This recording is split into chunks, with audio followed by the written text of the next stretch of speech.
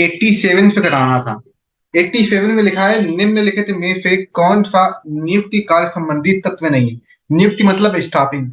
Staffing में human resource planning आता है, ठीक है, रिक्रूटमेंट आता है, जॉब एवोल्यूशन ऑफ एम्प्लॉय मतलब कि जो काम कर रहा है एम्प्लॉय उसके काम को मूल्यांकित करना ये भी आता है। ये सब चीजें स्टाफिंग में आती है कि नए नए स्टाफ को आप रखोगे, पहले भर्ती निकालोगे, फिर उनको आप उनका इंटरव्यू लोगे, इंटरव्यू लेने के बाद उनको ट्रेनिंग दोगे, तो ये सारी चीजें आती हैं। फिर ट्रेनिंग के बाद जो जिस काम में अच्छा है वो काम दोगे।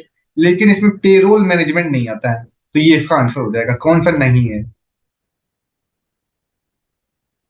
88 में लिखा हुआ है निम्नलिखित में से समय कौन सा सूचकांक समय उत्क्रमण और कारक उत्क्रमण परीक्षा दोनों को संतुष्ट करता है। तो समय को बोलते हैं टाइम रिवर्सल, कारक को बोलते हैं फैक्टर रिवर्सल। ये दोनों करता है वो है हमारा फिशर इंडेक्स नंबर।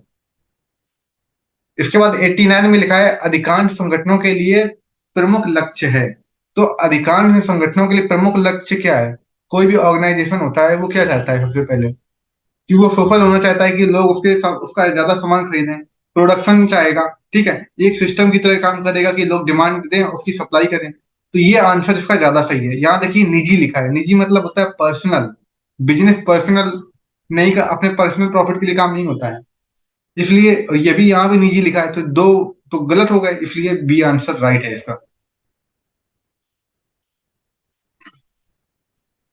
90 में लिखा है लाइन और स्टाफ इकाइयों के बीच प्रमुख भेद संबंधित होता है।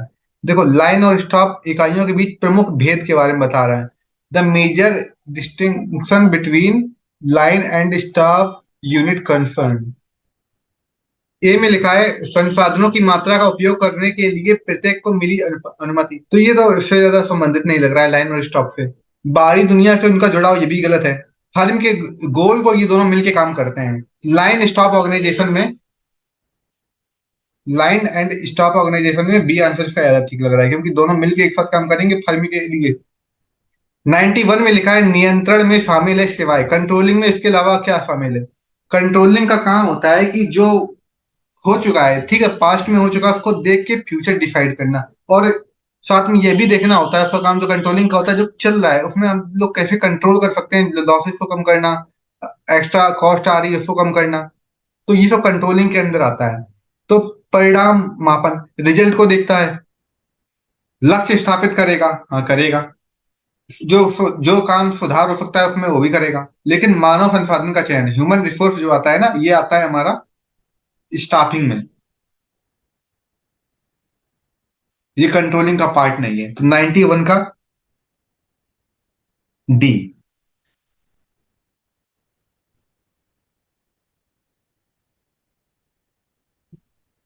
क्लियर हुआ? 92 में लिखा है यदि कोई माल उधार क्रय किया गया तो निम्नलिखित में से कौन सा खाता नाम किया जाएगा? नाम मतलब होता है, देखो दो होते हैं। नाम मतलब होता है डेबिट, और जमा मतलब होता है क्रेडिट। ठीक है, तो अब यहाँ पर बता रहा है कि अगर उधार खरीदा गया है तो उधार जब खरीदते हो सामान तो क्या एंट्री होती है? बताइए। जब उधार सामान खरीदते हो तो एंट्री होती है परचेज अकाउंट डेबिट।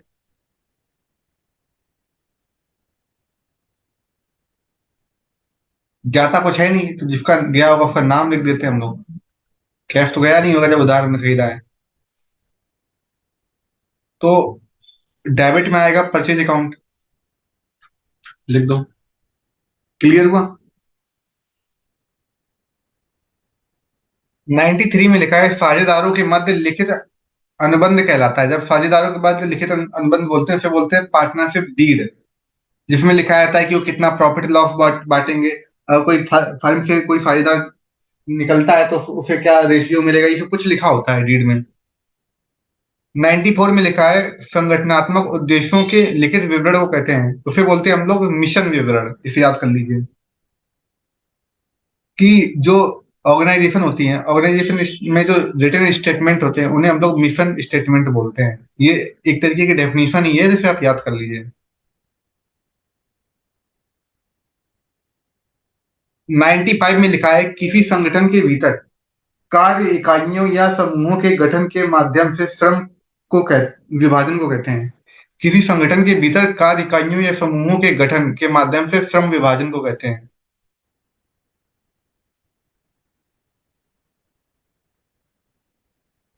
अब आप जरा ध्यान से देखिए, कह रहा है किसी संगठन के भीतर, किसी ऑर्गेनाइजेशन के अंदर बता रहा है कि कार्य इकाइयों का समूह, मतलब कि जो वर्कर्स हैं, लेबर हैं, लेबर का पूरा ग्रुप है,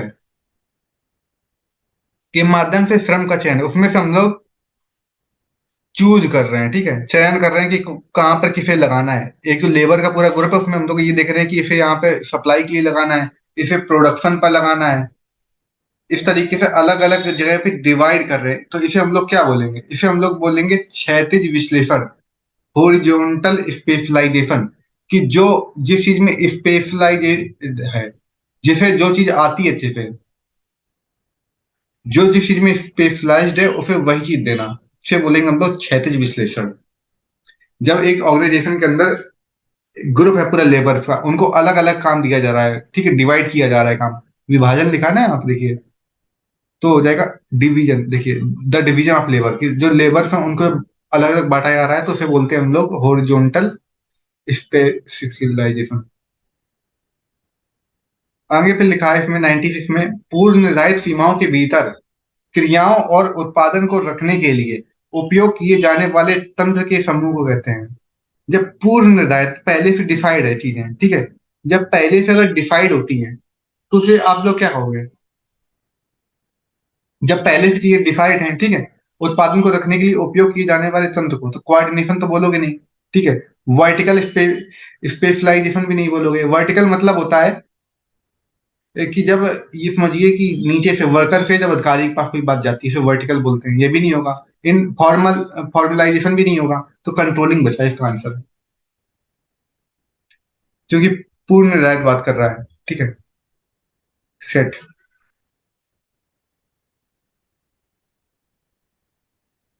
97 में लिखा हुआ है, निम्नलिखित में से कौन सा एक संगठन प्रक्रिया के लिए एक आवश्यक कदम है? ठीक है, नियोजन के आधार की स्थापना करना, प्लानिंग। आगे पे लिखा है कि अधिकार अंतरण। देखो देखो देखो, लिखा है कि ऑर्गेनाइजेशन प्रोसेस में,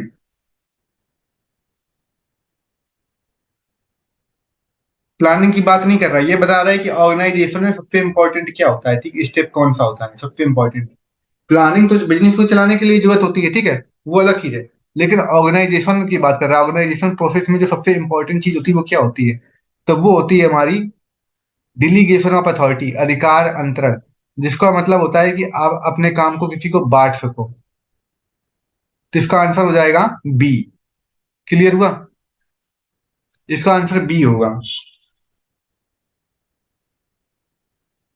97 का आंसर बी हो जाएगा। अब आगे 98 में आते हैं।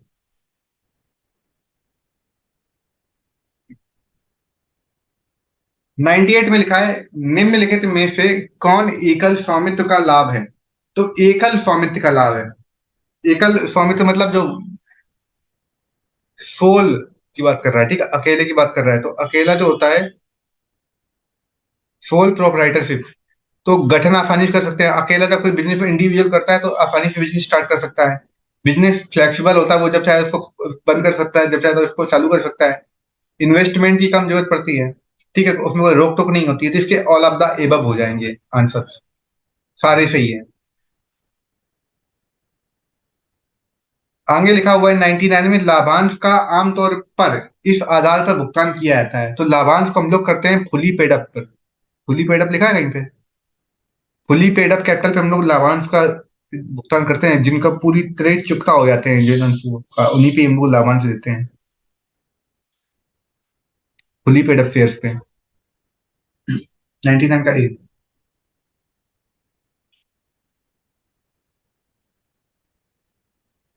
100 में लिखा है, प्रतिभूति प्रीमियम संचय खाता आर्थिक चिट्ठे के दायित्व पक्ष में इस शीर्षक के तहत दिखाया जाता है। तो देखो, सिक्योरिटी प्रीमियम की बात कर रहा है ना, सिक्योरिटी प्रीमियम रिजर्व अकाउंट, इसे हम लोग कहाँ पर दिखाते हैं? तो liability side reserve and surplus में आता है। आगे लिखा है 101 में, अधिशेष खाते में दिखाई जाने वाली मद को इंगित करते हैं। अधिशेष मतलब होता है सरप्लस अकाउंट। सरप्लस में क्या आता है? प्रपोज डिविडेंड, तो ये तो लायबिलिटी है। आगे लिखा है हमारा,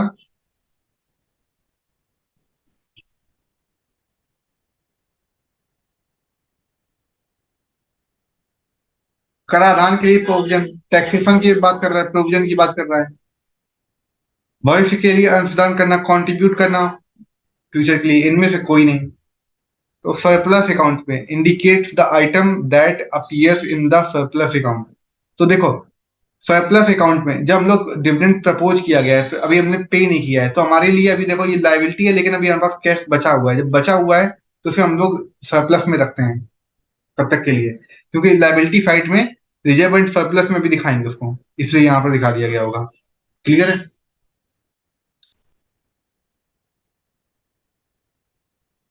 101 का ए हो गया। आगे पे लिखा है 102 नंबर।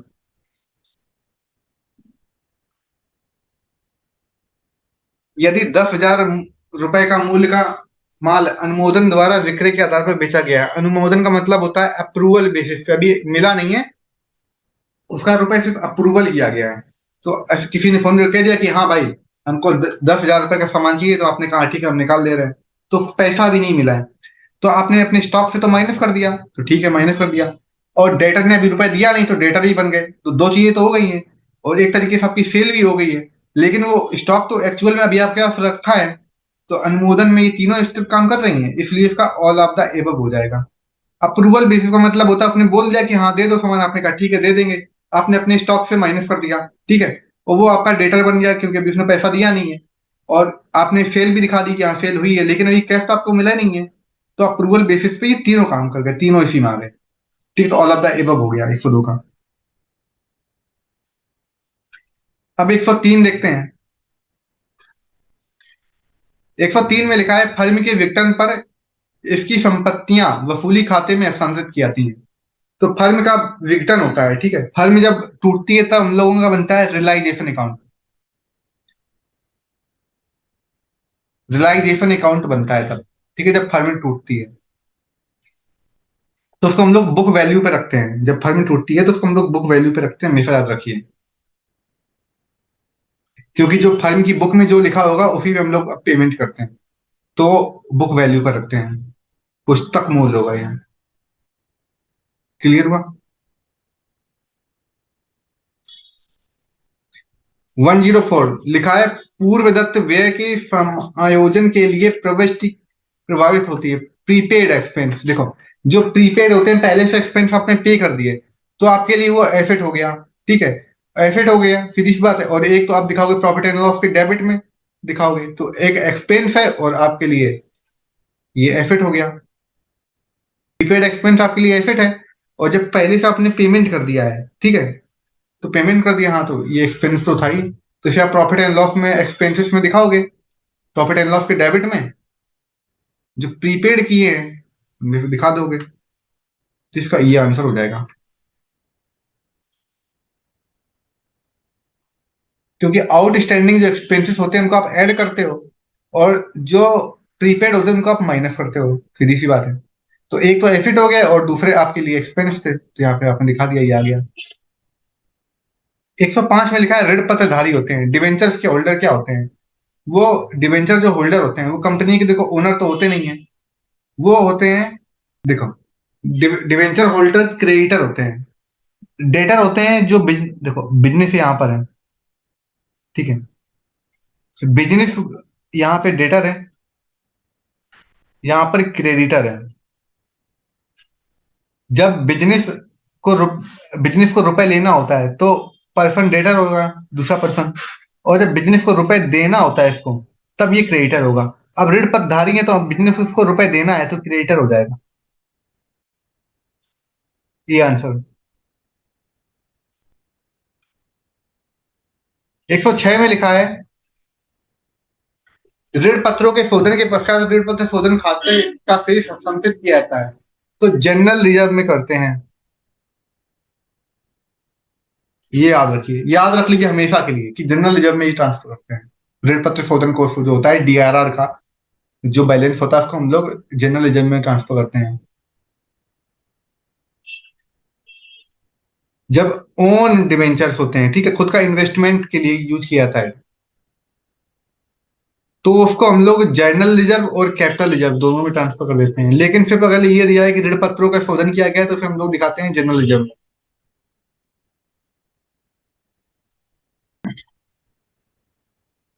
107 नंबर में लिखा हुआ है जब अंशों का हरण किया जाता है तब अंश पूंजी खाते को डेबिट किया जाता है।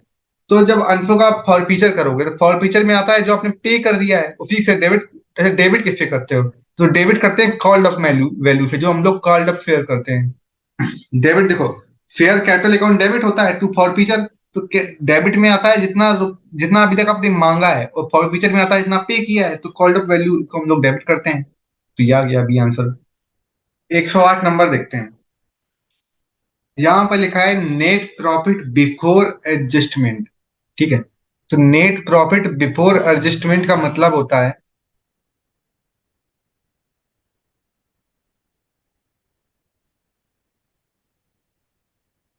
नेट प्रॉफिट बिफोर एडजस्टमेंट का मतलब होता है ग्रॉस प्रॉफिट। ठीक है, यहाँ पे ग्रॉस प्रॉफिट दिया है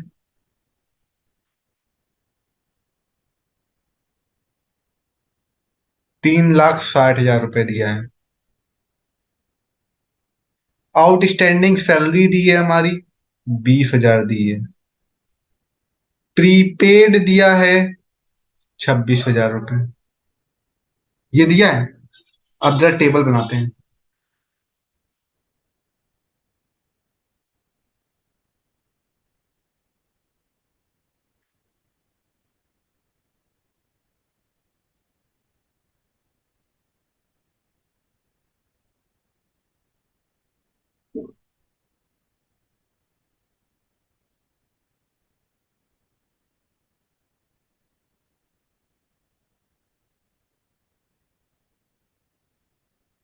यहाँ पर ग्रॉस प्रॉफिट कितना दिया है?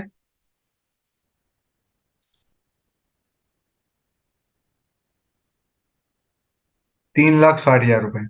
ग्रॉस प्रॉफिट शिफ्ट होके यहाँ पर आता है, 3,60,000 रुपए आ गया। अब बताओ, जो आउटस्टैंडिंग होता है वो ऐड होता है, तो यहाँ 20,000 देखो। प्रीपेड माइनस होता है, तो यहाँ 26,000 आ गया। अब जब ये क्या करते हैं हम लोग, इसमें जितना होता है इसका इसको माइनस करते हैं। ठीक है, तो अब 3,60,000 में 3,60,000 माइनस करेंगे। चलो माइनस करते हैं। माइनस करेंगे तो ब्रैकेट लग जाएगा, ये 20,000 माइनस 26,000, ऐसे तो लिखोगे। तो 3,60,000 माइनस 20,000 हो गया, प्लस 26,000 हो गया। तो ये आ गया 3,40,000 प्लस 26,000, तो आ गया 3,66,000 आंसर। तो ये तब जाके हमारा ये आएगा नेट प्रॉफिट, जिसको हम लोग बोलेंगे आफ्टर टैक्स, आफ्टर एडजस्टमेंट, वो हमारा नेट प्रॉफिट होगा 3,66,000। ये क्वेश्चन है। क्लियर हुआ? ये क्वेश्चन 108 का, ये आ जाएगा आंसर।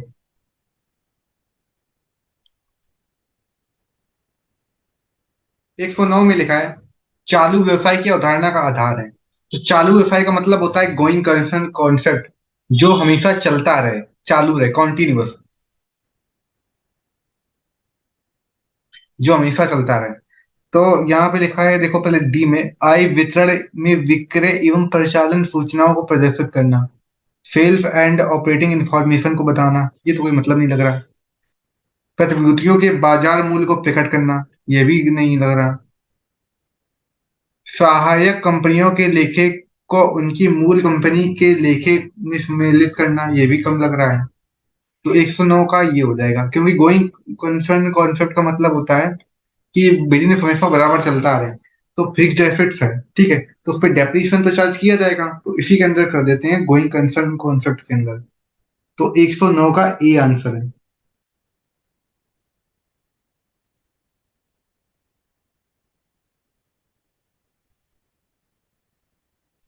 110 में लिखा है ए बी सी तीन पार्टनर्स हैं, ठीक है। ए हमारा रिटायर हो गया है, तो अब बचा हुआ शेष प्रॉफिट एंड लॉस रेशियो बताना है। तो ए और बी और सी, इनका रेशियो दिया है 1/2 इज टू 2/5 इज टू 1/10। तो इसे सही करिए। 10, 5:4:1, ये आ गया। अब रेशियो आया हमारा 5:4:1। ये ए बी और सी का आया, ए रिटायर हो गया, तो अब नया रेशियो बचा 4:1। ये आंसर हो जाएगा 4:1। क्लियर हो गया कैसे 4:1 रेशियो आएगा? बता चुका हूं मैं अभी कि जब ए बी सी का दिया है तो इसका एलसीएम लो, तो 5:4:1 आया एलसीएम। ए रिटायर हो गया तो बचा 4:1, तो ये आ गया। अब 111 में लिखा है लागत इकाई को अपरिव्यय में अपरिव्यय का आवंटन करना क्या कहलाता है? तो उसे बोलते हैं कॉस्ट एलोकेशन। जब एलोकेट करते हैं हम लोग, देखो अलॉटमेंट ऑफ ओवरहेड, जब हम लोग अलॉटमेंट करते हैं, बांटते हैं खर्चे को, तो उसे हम लोग बोलते हैं कॉस्ट एलोकेशन, लागत वितरण। कॉस्ट अपॉर्चमेंट का मतलब होता है जब हम लोग उसको बांटते हैं किसमें, रेशियो में। फिर कॉस्ट ऑब्जॉर्प्शन मतलब होता है कि सारी कॉस्ट को एक साथ जोड़ देना। कॉस्ट क्लासिफिकेशन मतलब कॉस्ट को अलग अलग कैटेगरी में बांटना। तो अलॉटमेंट का मतलब होता है एलोकेशन, तो ए हो जाएगा इसका आंसर।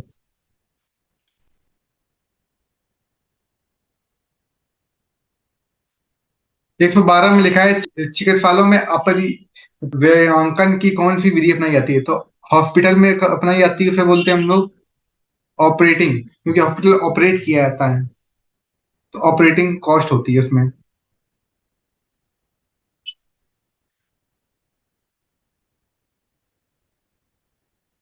113 में लिखा है गैर कृषि आय में सम्मिलित है। नॉन एग्रीकल्चर में जंगल की घास को बेचना आता है, मछली आता है, खानों से निकालना, सामान निकालना, रॉयल्टी वगैरह, ये सब नॉन एग्रीकल्चर इनकम में आता है, तो इसका ऑल ऑफ द एबव हो जाएगा। 114 में लिखा है यदि प्रति इकाई विक्रय मूल्य 10 रुपए, प्रति इकाई परिवर्तनशील लागत 6 है, तथा कुल स्थिर लागत 48,000 है, तो ब्रेक इवन पॉइंट बताना है। सेल कितनी है? 10 रुपीज पर यूनिट दे रहा है। वेरिएबल कॉस्ट कितनी दे रहा है? 6 रुपए दिखा रहा है। फिक्स्ड कॉस्ट हमारी 48,000 दिखा रहा है, तो ब्रेक इवन पॉइंट कह रहा है। रुपए में कह रहा है तो ऊपर हम लोग मल्टीप्लाई करेंगे सेल से, तो फिक्स्ड कॉस्ट आई है 48,000, ठीक है। रुपए प्रति इकाई, प्रति इकाई,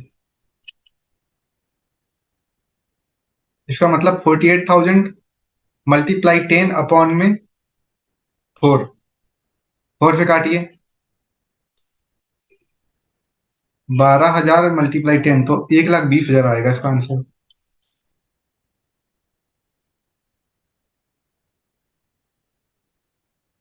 114 का 1,20,000 आंसर आ गया। 115 में लिखा है यदि एक फर्म का चालू अनुपात 2.5:1 है तथा वर्किंग कैपिटल 90,000 है, तो चालू दायित्व की राशि बतानी है। देखो करंट रेशियो दिया है 2.5:1 दे रखा है, वर्किंग कैपिटल दिए रखी है 90,000। बहुत आसान है। करंट रेशियो इक्वल टू क्या होता है? Current assets upon current liability होती है, ठीक है। करंट रेशियो दिया है 2.5 अपॉन में 1 equal to current assets upon current liability. तो करंट एसेट्स इक्वल टू आ जाएगा 2.5 करंट लायबिलिटी, आ गया। वर्किंग कैपिटल इक्वल टू होता है करंट एसेट्स माइनस का करंट लायबिलिटी। वर्किंग कैपिटल दिया है 90,000, करंट एसेट्स 2.5 दिया है, current liability 2.5 current liability minus का करंट लायबिलिटी, मतलब कि 1.5 करंट लायबिलिटी, और यहाँ बचा 90,000। जब 90,000 में आप डिवाइड करोगे 1.5 का कितना आएगा देखते हैं। तो करंट लायबिलिटी इक्वल टू आ जाएगा 90,000 अपॉन में 1.5, 6 बार 60,000 आएगा। क्लियर हुआ? अब आगे देखते हैं 116 नंबर में। यहाँ पर लिखा है निम्नलिखित में से कौन सी एक व्यवसायिक पूर्वानुमान की तकनीक नहीं है? तो बजट, प्रॉफिट प्लानिंग, वित्तीय विवरणों की प्रस्तुति। देखो, हाँ, कह रहा है कि व्यवसायिक पूर्वानुमान की तकनीक नहीं है। पूर्वानुमान मतलब होता है हम अनुमान लगाएं कि हाँ कैसा हमारा, मतलब कैसा बिजनेस हमारा आगे चल सकता है, उसको देखने के लिए कि प्रॉफिट अच्छा हो। यहाँ बता रहा है वित्तीय विवरण की प्रस्तुति। फाइनेंशियल स्टेटमेंट अगर आप पहले ही दिखा दोगे कि हाँ यही आएगा क्या, तो ये तो पूर्वानुमान का पार्ट है ही नहीं, तो डी आंसर तो बिल्कुल गलत है। बाकी बजट, लाभ नियोजन, डिटर्मिनेशन ऑफ कॉस्ट स्टैंडर्ड, ये सभी एक बार हो सकते हैं, लेकिन डी आंसर बिल्कुल नहीं होगा। तो इसमें कौन सा नहीं है? तो नहीं है हमारा, तो वो हो जाएगा डी। 117 में लिखा है कर देता निर्धारण करने को कहते हैं। कर निर्दे, निर्दे, कर देता मतलब tax liability. Determination the tax liability is called, उसे बोलते हैं हम लोग, जिस साल हम लोग टैक्स देते हैं, ठीक है, जब देते हैं उसको हम लोग बोलते हैं असेसमेंट ईयर। तो जिस साल का दिया जाता है उसे बोलते हैं प्रीवियस ईयर। तो असेसमेंट ईयर हो जाएगा इसका आंसर। 118 में लिखा हुआ है व्यापक अर्थशास्त्र में व्यापक अर्थशास्त्र की विषय वस्तु में सम्मिलित है। तो नेशनल इनकम है, बिल्कुल सही। इंटरनेशनल ट्रेड है, ट्रेड साइकिल, ट्रेड साइकिल भी है। तो ये ऑल ऑफ द एबव हो जाएगा इसका। आगे लिखा है इसमें 119 में सहसंबंध संबंध गुणांक का माप होता है। तो जो कोरिलेशन होता है दो चरों के मध्य संबंध बताता है, ये गलत है। दो चरों के मध्य रेखीय संबंध बताता है, लीनियर रिलेशन। और अगर दो चरणों के बीच में फलनिक संबंध बताता है, फंक्शनल रिलेशन, तो उसे बोलते हैं हम लोग रिग्रेशन। रिग्रेशन का मतलब होता है फलनिक संबंध, functional relation.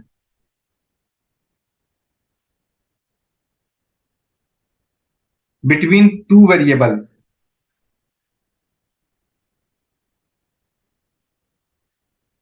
Is called regression. और जब बात करता है लीनियर रिलेशन की, तो उसे बोलते हैं हम लोग कोरिलेशन, टू वेरिएबल के बीच में। Linear relation between two variable is called correlation. और जब फंक्शनल रिलेशन बात करते हैं उसे बोलते हैं हम लोग रिग्रेशन। 120 में लिखा है काल पियर्सन की सहसंबंध गुणांक की गणना के लिए किस प्रकार के आंकड़े उपयुक्त नहीं होते हैं?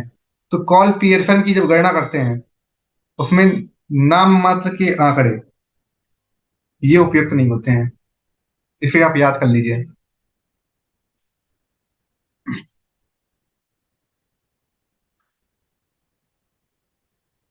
121 में लिखा हुआ है सकल लाभ अनुपात की गणना की जाती है। तो ग्रॉस प्रॉफिट रेशियो। तो ग्रॉस प्रॉफिट रेशियो कैसे ज्ञात करते हैं? ग्रॉस प्रॉफिट रेशियो ज्ञात करने के लिए होता है, फॉर्मूला होता है gross profit ratio equal to होता है ग्रॉस प्रॉफिट अपॉन में नेट सेल इंटू 100। ये फॉर्मूला होता है। आगे लिखा है 122 में निम्नलिखित में से कौन सा एक गैर आर्थिक क्रिया है? तो देखो, परोपकार, चैरिटी हमारी गैर आर्थिक है, नॉन इकोनॉमिकल। बाकी बिजनेस हमारा उसमें पैसा खर्च होता है, वो इकोनॉमिकल है। सर्विस भी है, प्रोफेशन डॉक्टर इंजीनियर वो भी है, लेकिन परोपकार हमारा एक तरीके से फ्री है, वो नॉन इकोनॉमिकल आता है।